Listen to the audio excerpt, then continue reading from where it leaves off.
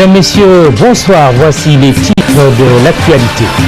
Un ressortissant français tué aux mamelles. Selon des témoins, François Gaillard, réputé discret et féru de rallye, a été retrouvé ligoté, la gorge tranchée. La gendarmerie mène l'enquête. Incendie à l'hôpital de Fann à Dakar. Un court-circuit a déclenché le feu au service de neurologie. Les patients évacués, sapeurs-pompiers, plus de peur que de mal. Interdiction de mariage entre supérieurs et subalternes au sein de la grande muette sénégalaise. Les corps des militaires obligés d'être muets par une décision du président de la République. Des soldats tiennent difficilement leur mécontentement. Des visages plus souriants à l'approche du couscous de mercredi soir. La Tamkharit célébrée après-demain. Les ménagères à l'assaut du mil et des artisans meuniers qui ont pour l'instant la gentillesse de ne pas augmenter les prix. Sport, barrage zone Afrique pour le mondial 2014 au Brésil. Match retour Sénégal-Côte d'Ivoire samedi au Maroc. Le sélectionneur national Alain Giresse annonce 2 séances d'entraînement demain après le début du regroupement aujourd'hui à Al Jadida. Dans le Navétane chez nous, le siège de l'ODCAV de la zone 4B saccagé. Les supporters de l'ASC Bastos du Front de Terre pas du tout contents de la sanction prise contre leur équipe. L'invité du 20h de ce soir pour commenter l'actualité politique, le journaliste et éditeur du quotidien Le Populaire Pape Samba Kane sera sur ce plateau.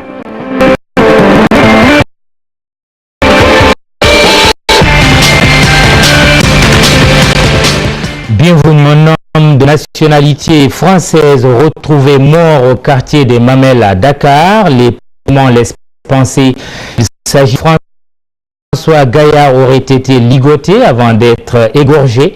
La victime est un passionné des automobiles. Il est présenté par son voisinage comme quelqu'un. Une enquête est en cours à la gendarmerie. Reportage Cheikh Abdoussek, Yaya Diallo. C'est ici que François Gaillard, ressortissant français, retrouvé assassiné dans son domicile au samedi. Les causes de ce meurtre restent une personne plutôt discrète. On connaît souvent quand il quitte, il vient à la boutique, ça c'est des trucs.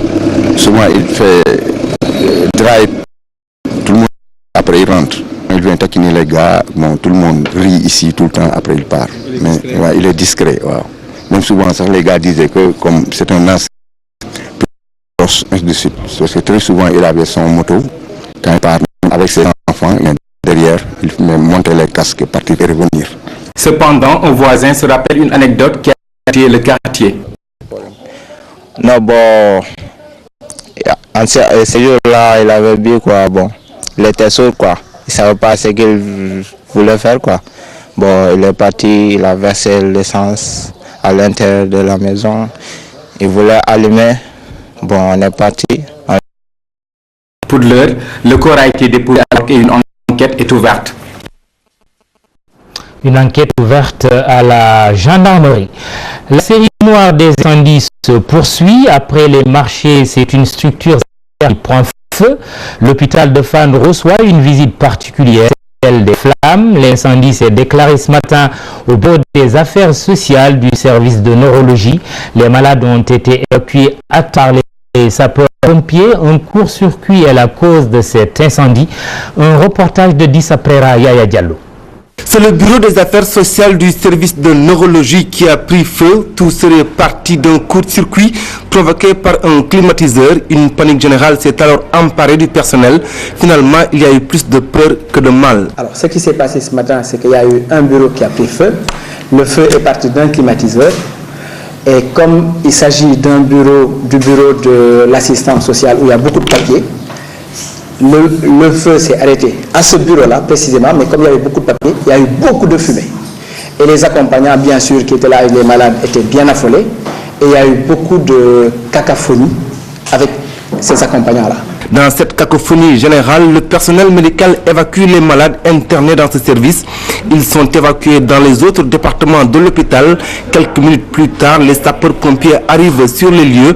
Le directeur de l'hôpital présent sur place tient à rassurer tout le monde. Nous avons pris des dispositions en urgence qui ont bien sûr permis de regrouper déjà les malades, de les sortir du service où ils étaient, qui avait pris feu et où il y avait beaucoup de fumée.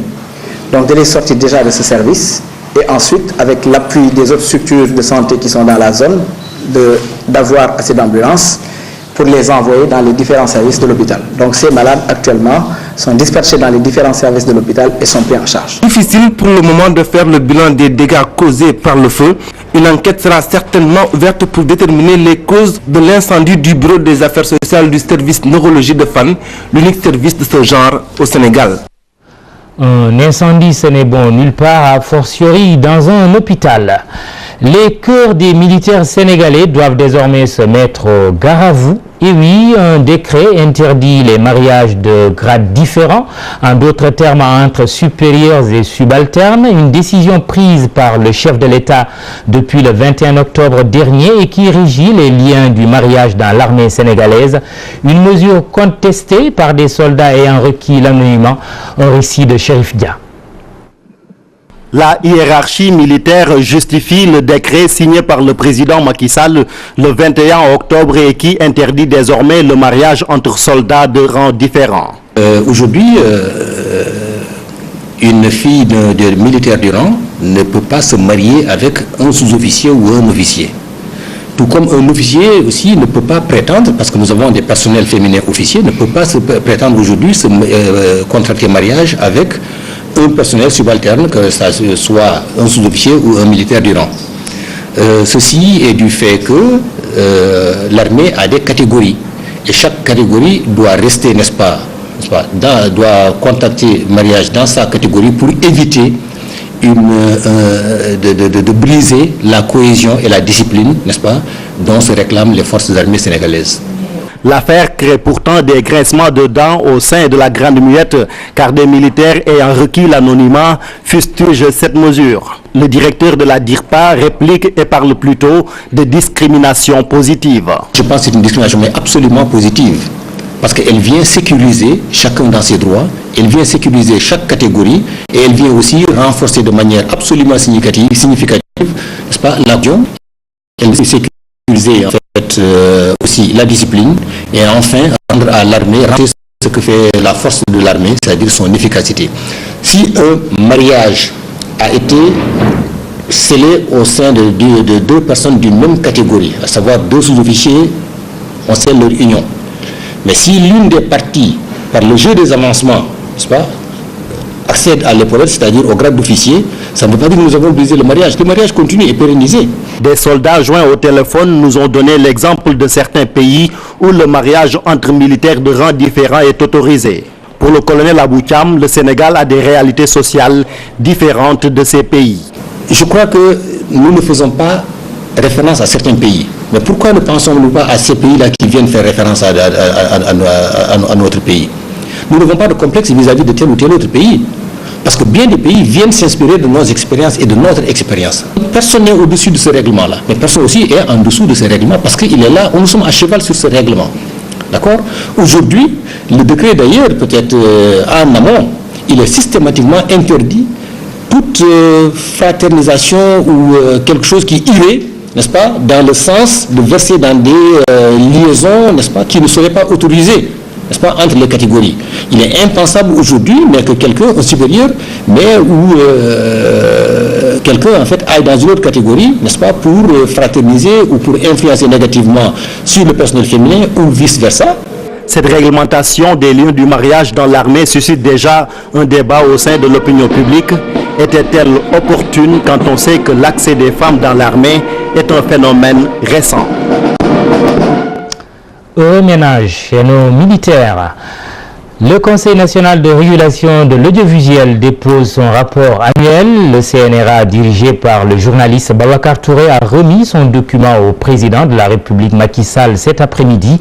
Après avoir déposé ses rapports 2010-2011 entre les mains du chef de l'État vendredi, la Cour des comptes, elle, a fait face à la presse cet après-midi également.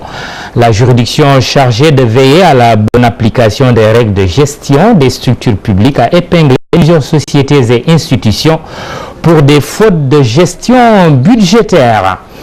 Le Centre pour l'éducation des enfants handicapés Talibou Dabo est également un endroit sinistré, non pas par le fait d'un incendie, comme on le disait tout à l'heure à l'hôpital de Fann, mais par le fait d'un certain nombre de manques, des problèmes à la fois infrastructurels et fonctionnels, des problèmes donc relevés ici par le secrétaire général de la Convergence Sud-Sas.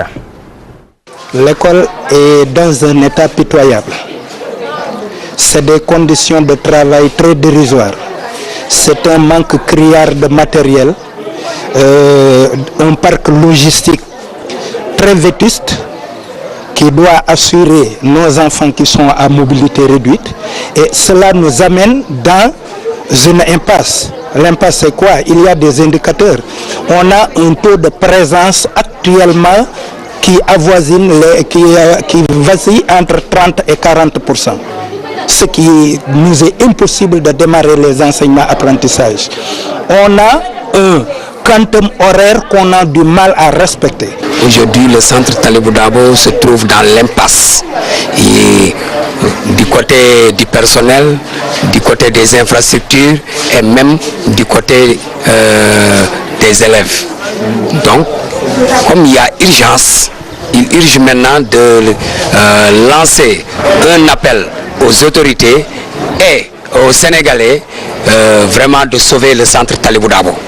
Sinon, vraiment, le centre se retrouvera dans le gouffre. Dans cette actualité scolaire, la cantine à l'école, de nombreux établissements privés s'y sont mis, une commodité bien appréciée avec un menu assez varié et appétissant.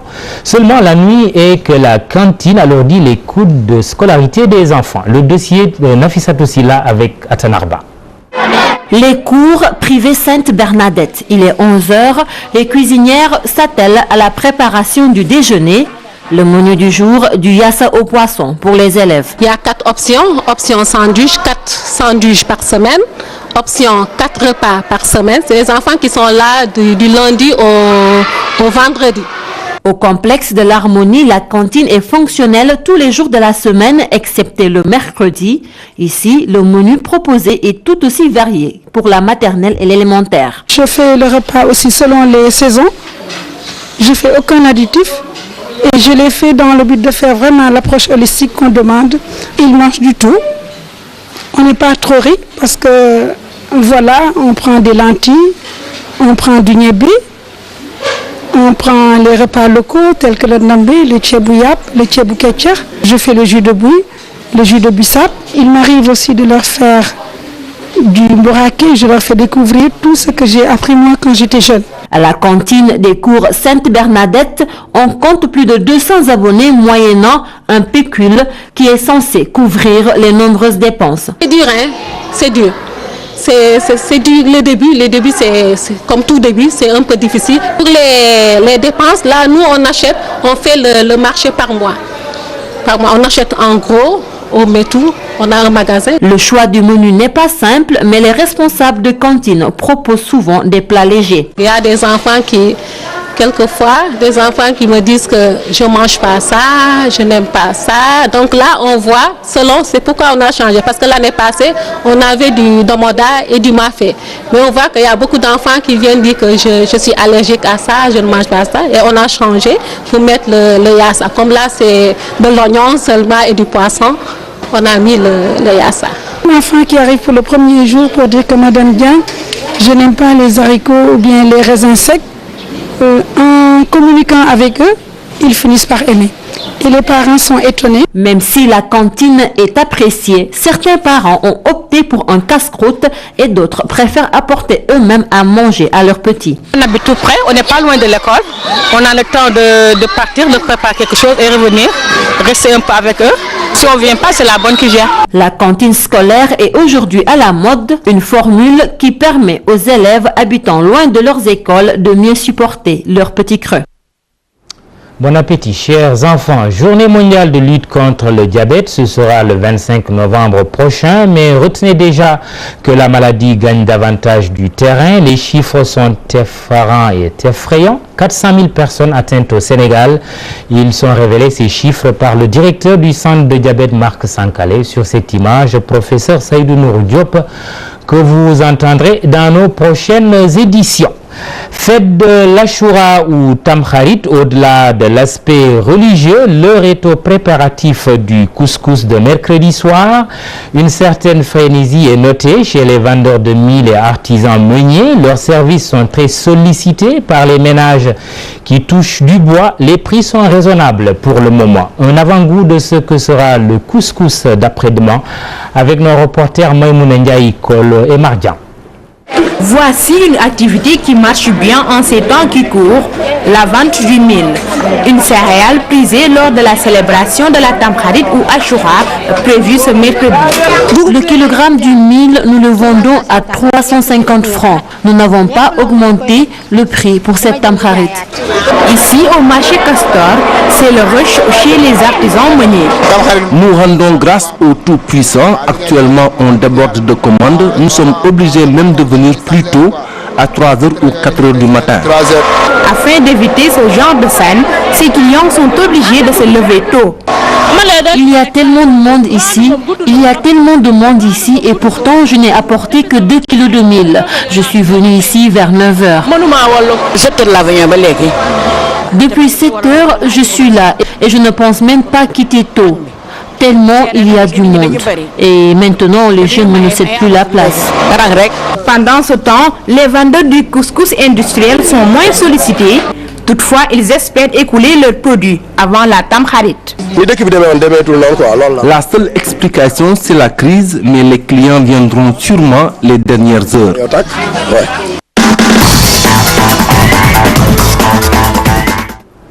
Ce soir, c'est nous-mêmes qui nous y collons. Match retour des barrages pour la Coupe du Monde de football au Brésil en 2014. Sénégal-Côte d'Ivoire samedi à Casablanca.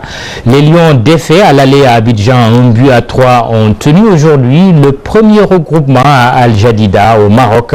Le groupe sera au complet ce soir. Le sélectionneur national annonce 2 séances d'entraînement dès demain, mardi. Alain Giresse au micro de nos envoyés spéciaux, Pape Abdoulaye et Moir. On peut dire que ça a démarré avec d'abord aujourd'hui l'acheminement des joueurs jusqu'à Casablanca. Vous avez pu constater qu'hier il y avait une dizaine de joueurs qui étaient concernés par les matchs championnat, donc de leur championnat. Donc aujourd'hui c'était leur déplacement et on va retrouver tout le monde ce soir. Tout le monde sera arrivé ce soir et on aura déjà démarré la préparation par cet accueil et puis demain on ira sur le terrain évidemment pour travailler. Al Jadida, si vous ne le savez pas, est à 80 km de Casablanca, lieu de la confrontation de samedi. L'équipe ivoirienne n'a pas lésiné sur les moyens. Les éléphants ont réservé un site meilleur que celui des Lions. Commentaire d'un journaliste sénégalais, Abdoulaye Thiam. On y note un certain paradoxe parce que le Sénégal est supposé recevoir la Côte d'Ivoire même si le match se joue à l'extérieur. Mais je crois qu'il y a quelqu'un qui n'a pas fait son travail. Il faut dire les choses telles quelles. On ne peut pas décider de recevoir la Côte d'Ivoire à Casablanca et que la Côte d'Ivoire double le Sénégal sur le seul lieu d'entraînement susceptible de recevoir une équipe nationale digne de ce nom. À ce niveau-là, je crois qu'il faut situer les responsabilités et en tirer les conséquences pour que ça ne puisse plus jamais se reproduire. Aujourd'hui, nous sommes là, nous sommes à 96 km du lieu des opérations. L'équipe nationale du Sénégal, vous avez constaté, nous avons tous constaté, les gens sont obligés de retourner jusqu'à l'aéroport pour les récupérer. Tout ça, je crois que pour le haut niveau, ça se joue sur les détails. Et sur ce plan-là, quand même, on a failli, on a péché et il va falloir rectifier le tir. Nous sommes obligés d'être à côté de l'équipe nationale du Sénégal. Si c'était à Casablanca, nous n'allons pas poursuivre encore notre chemin jusqu'à Al Jadida. Ce qui pose un certain nombre de problèmes. Et pire encore, l'équipe n'est pas logée à Al Jadida. C'est nous, journalistes, qui sommes logés à Al Jadida. Nous sommes obligés chaque jour, parce que les taxis ne viennent pas jusqu'ici, nous sommes obligés chaque jour de louer des véhicules particuliers pour nous déplacer, venir jusqu'à l'hôtel de Lyon pour pouvoir avoir des informations et le donner au public sénégalais. Pour se qualifier au mondial brésilien, les protégés d'Alain Giresse doivent gagner par 2 buts d'écart, mais les Lions risquent d'être habités par le dilemme entre volonté de marquer et crainte d'encaisser. Analyse de 2 anciens sélectionneurs nationaux, Lamine Dieng et Aliou Kandji, dans ce sujet d'Abdou Aziz Khan. Marquer 2 buts et ne pas en encaisser, voilà l'impératif qui s'impose aux Lions pour pouvoir décrocher une qualification en Coupe du Monde face aux Ivoiriens. Pourtant, ce n'est pas si simple, car le dilemme subsiste entre l'obligation de marquer 2 buts et la crainte de ne pas en encaisser. Comment trouver alors le juste milieu?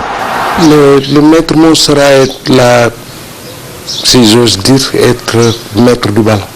Celui qui est maître du ballon sera le maître du jeu. À ce niveau aussi, il ne faut pas aussi dire coûte que coûte on va marquer. On va décréter de marquer dès l'entame. Ce serait le scénario idéal, pouvoir marquer très tôt. Ensuite, essayer au fur et à mesure que le temps avance, essayer encore de remarquer. Donc on ne peut pas, disons, décréter qu'on va essayer de tout, au risque de mettre l'équipe en sur-régime, comme ça a été le cas en Côte d'Ivoire lors du match aller. C'est que dans ce genre de match aussi, il faut agir plutôt que de réagir. Parce que quand on réagit souvent, on a du retard. Donc moi je suis de ceux qui pensent que pour gagner ce match, il faut d'abord tout de suite, dès les premiers minutes, prendre le jeu en main. Face à une équipe ivoirienne qui semble experte en matière de gestion de résultats, en témoigne sa dernière visite au stade Léopold Sédar Senghor, la tâche des Lions s'annonce plus compliquée. Dire que ce n'est pas une fatalité, une fatalité parce qu'on ne peut pas toujours perdre. Déjà peut-être que ce sera une première attention peut-être du coach vers les joueurs. Il faudra aussi des gens déterminés, essayant de rompre le complexe de la soi-disant équipe beaucoup plus expérimentée que nous. Mais on a vu que une équipe beaucoup plus enthousiaste, beaucoup plus entreprenante, beaucoup plus déterminée, venir à bout d'une équipe beaucoup plus expérimentée. Sur les 3 dernières confrontations entre Lions et Éléphants, c'est la bande à Didier Drogba qui s'est à chaque fois imposée avec 2 buts d'avance. Aux Lions maintenant d'inverser la tendance. Encore une scène de violence dans le Navétane. Des supporters de l'ASC Bastos ont attaqué cet après-midi le siège de l'ODCAV de la zone 4B. Le bâtiment a subi quelques dégâts. Les supporters sont révoltés par la sanction infligée à l'ASC du Front de Terre à Dakar. Des images qui se passent de commentaires.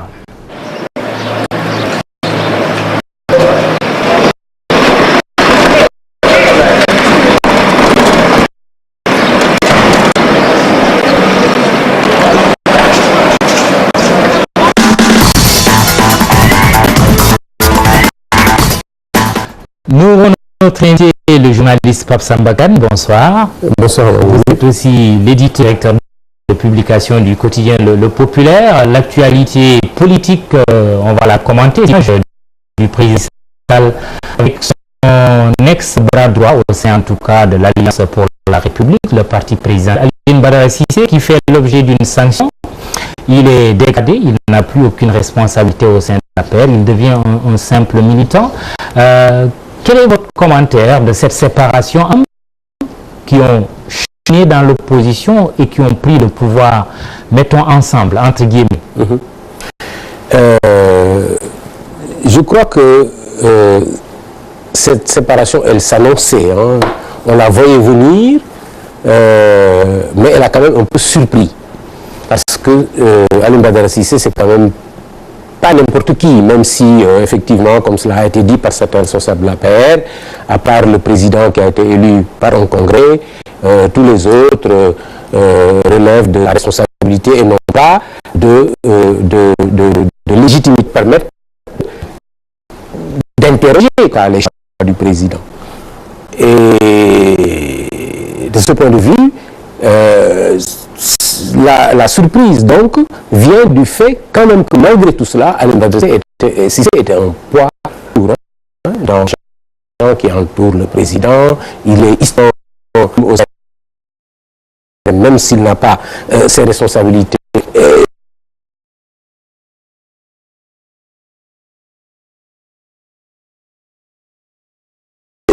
cette surprise passée, ben, on se dit, tiens, oui, c'est arrivé là. C'est surprenant, c'est brutal. Il a été, comme en général, dépouillé de toutes ses étoiles. C'est politiquement assez violent. Et je crois qu'on peut s'attendre à ce qu'il organise un peu une sorte de résistance d'ici à ce que, parce que quand même, le parti a beau chercher, comme l'a dit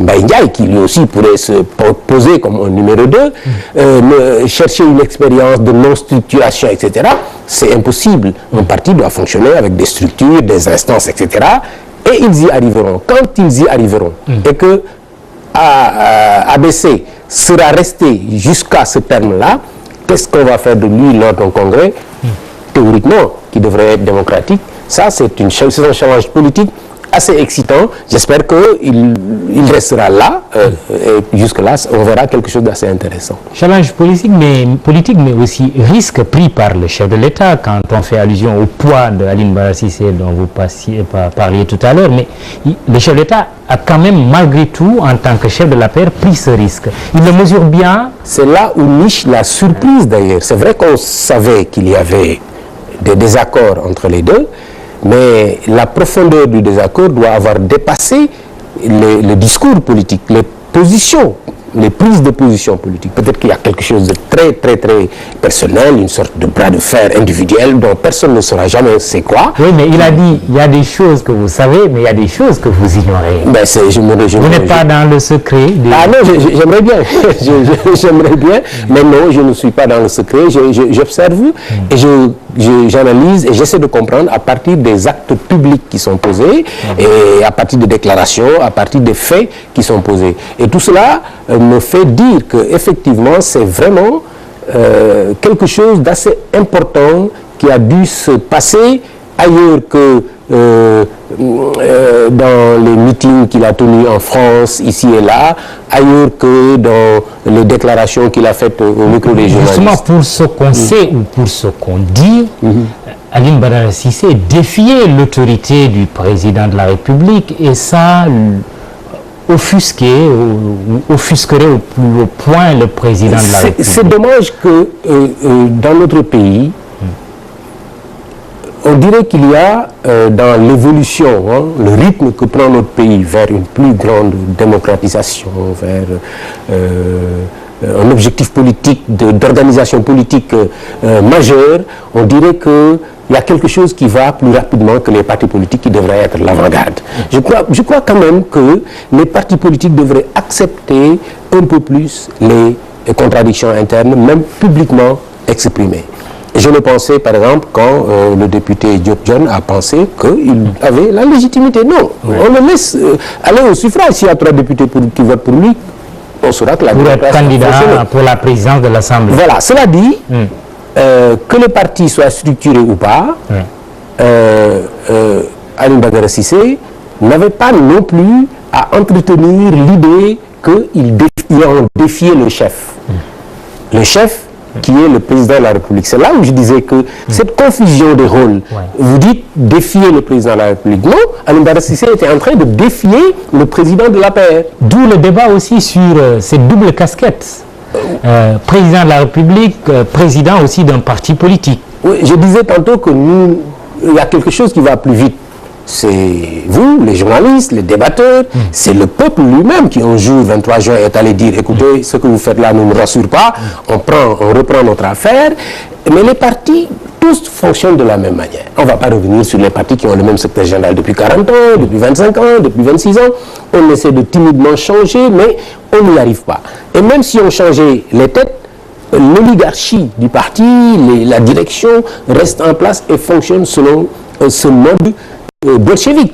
Je pèse mes mots. Parce que quand le député John a fait sa dissidence, on va l'appeler comme ça, parce que ça n'en était même pas une, c'était juste poser un acte de candidature que rien n'interdisait. Alors, mais entre Aline Badara Cissé et le président Macky Sall, la rupture quand même allait un peu trop vite. C'est vrai, ABC n'a pas encore quitté la paire.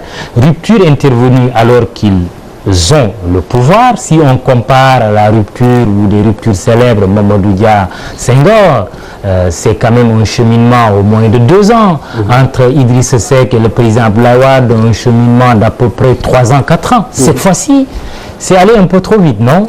On dirait que même pendant qu'il était au gouvernement, ce conflit, on va l'appeler comme ça, entre lui, Alioune Badara Cissé, et le président de la République était là, latent. On dirait, parce que d'abord la façon dont il a été sorti du gouvernement, sans qu'on le constate, il ne ressemblait plus à quelqu'un qui aurait cette complicité avec le président de la République qu'on leur connaissait avant l'accession. Il a fait 6 petits mois dans le gouvernement. Il a fait 6 petits mois, il est sorti, mais pour revenir à son exclusion des instances dirigeantes de l'APR. Je crois que c'est ça le truc qui est officiel. Il reste un militant de l'APR. Oui, mais certains auraient été dépouillés de cette façon, ils auraient démissionné. Ouais. Il est poussé à la porte, mais il ne le fait pas encore. Est-ce que ce n'est pas ce que l'on cherche? Et de ce point de vue-là, on est dans un jeu d'échecs, je disais tout à l'heure. Si lui continuait, trouver les moyens de vivre politiquement en restant le militant de l'APR de base qu'il est jusqu'au Congrès et qu'il dévoile ses ambitions de devenir quelque chose dans l'APR à travers la sanction des militants, je rêve, c'est ça qui est normal. S'il jouait ce jeu-là, ça serait intéressant, on assisterait enfin à quelque chose dans un de nos partis qui ne ressemblerait pas à tout ce qu'on a vu ici, qui a porté des gens à leur tête. L'APR à l'exercice du pouvoir, c'est aussi cet échange par journaux interposés entre Mbaye Ndiaye, un fidèle lieutenant du président Macky Sall, au même titre qu'ABC à un moment donné, et aussi Aminata Touré, devenu premier ministre, mais qui a été quelque part la chef de campagne du candidat Macky Sall. Le premier Mbaye Ndiaye qui dit il n'y a pas de structuration, il n'y a pas de numéro 2, et puis déclaration aussi de Madame le Premier ministre, comme pour répondre à celui-ci. De toutes les façons, je ne suis pas intéressé par le poste de numéro 2. Oui, mais Mbaye va plus loin que tout ça. Il nous apprend qu'en réalité, Mimi Touré, Madame le Premier ministre, n'était même pas un directeur de campagne du candidat Macky Sall. C'est assez étonnant comment fonctionne ce parti. Alioune Badara Cissé passe pour un numéro 2 et puis après, non, il n'y a pas de numéro 2. Dans la même veine, dans le même article, paru je crois dans le Populaire, où il disait ça, il nous dit en même temps que oui, nous sommes en train de faire une expérience. J'ai jamais entendu parler de ça, moi. Donc à l'APR même, il y a une sorte de flottement, confusion, on ne sait pas vers quoi on va, c'est quoi ce parti qui a un chef, qui est le président de la République, et puis c'est fini.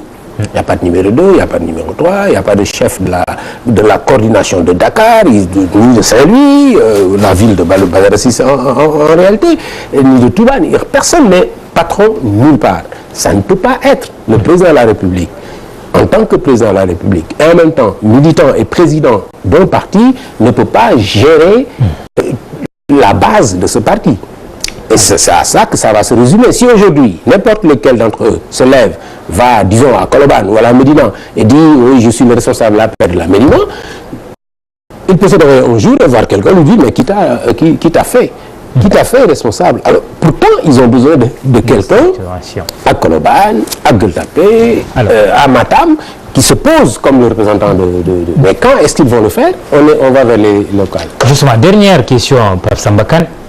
Est-ce que tout cela, l'actualité au sein de l'APR, au sein de Rewmi, mais aussi cette sorte de passe d'armes entre certains responsables du Parti socialiste et de l'APR qui sont pourtant des alliés, ne participe pas d'une grosse agitation dans laquelle chacun pousse ses pions? Pour prendre le cas Idriss Seck Macky Sall, est-ce que le président Macky Sall gagne avec un Pape Diouf et Omar Gueye de Rewmi qui ont quitté Idriss Seck que ce qu'il perd avec un Alioune Badara Cissé hors de l'APR? Est-ce que d'ailleurs Pape Diouf et... Parce que la question est à poser, tant que formellement ils l'ont pas fait, on ne peut pas dire qu'ils ont rejoint le président, ils ont créé des mouvements, et ces mouvements, selon Pape Diouf que j'ai entendu parler, sont dans Benno. Benno qui est la coalition alliée du président. Ce n'est pas encore l'APR. c'est tout cela, et ça peut se comprendre, hein, c'est pas une critique, mais tout cela est confus. Tout cela est confus et les gens qui sont les acteurs de tout ce jeu gagneraient à l'organiser un peu mieux parce que des gens peuvent même se séparer au bénéfice de chacun des gens qui se séparent.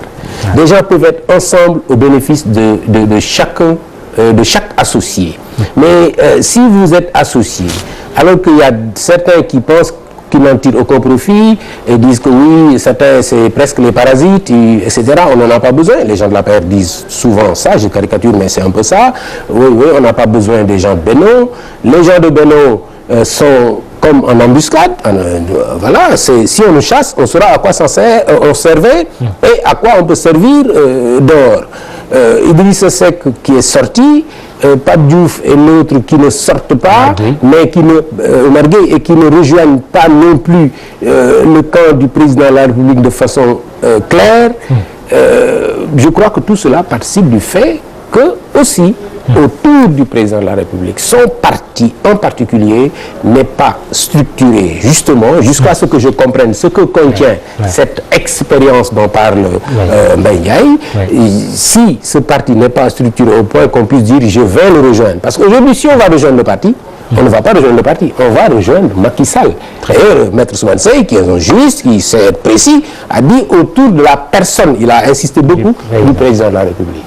Pape Sambakane, je vous remercie. C'est moi. Je vais m'excuser pour vous parce que vous n'avez pas pu être là dans le journal de Ngonengoma Wolof à 19h parce que tout simplement en ville, il y a un rassemblement, une manifestation de fidèles d'un marabout. Merci d'être venu sur le plateau de TFM. Merci de nous avoir regardés ce soir. Demain 20h, Khalifa Diakhaté. Bonsoir.